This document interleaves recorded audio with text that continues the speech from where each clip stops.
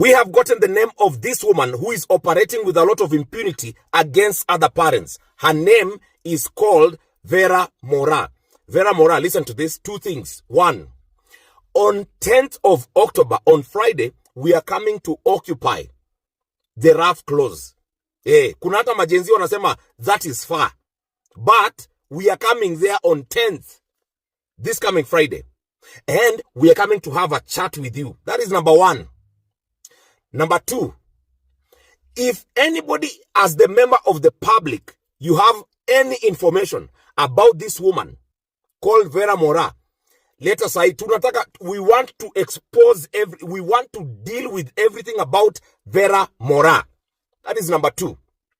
Number three, Vera Mora, mimi nataka unisikie na watu wa Kajiado. This is enough grounds for this woman to lose her job.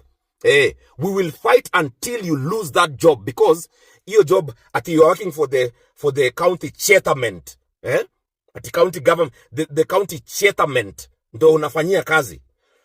That is enough for you to lose your job, either through impeachment or through sacking.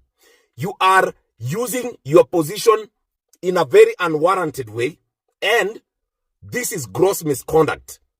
And we are going to, let me tell you, Vera Mora, sikiza hapa kwanza. Usifanye tutafute ukoo yako. Unajua kenye namaanisha. Usifanye. Huyu mtoto kama hata kubalishwa kupita hiyo gate, yani ati tena ikatae, huyu mzazi wake atokee in public aseme imekataa. 10th October, we are coming there.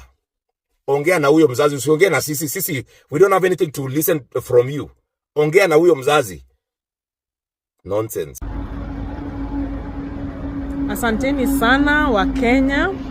I'm here to come back and say thank you for taking up the issue of Kinder very seriously and fighting with me and fighting for the boy and for the rights of the boy. I am so super grateful. By the mimi, hakuna watu wengine wamenisaidia, ni wa Kenya kwa mtandao ndo wamenisaidia, na nataka kusema asante sana sana sana.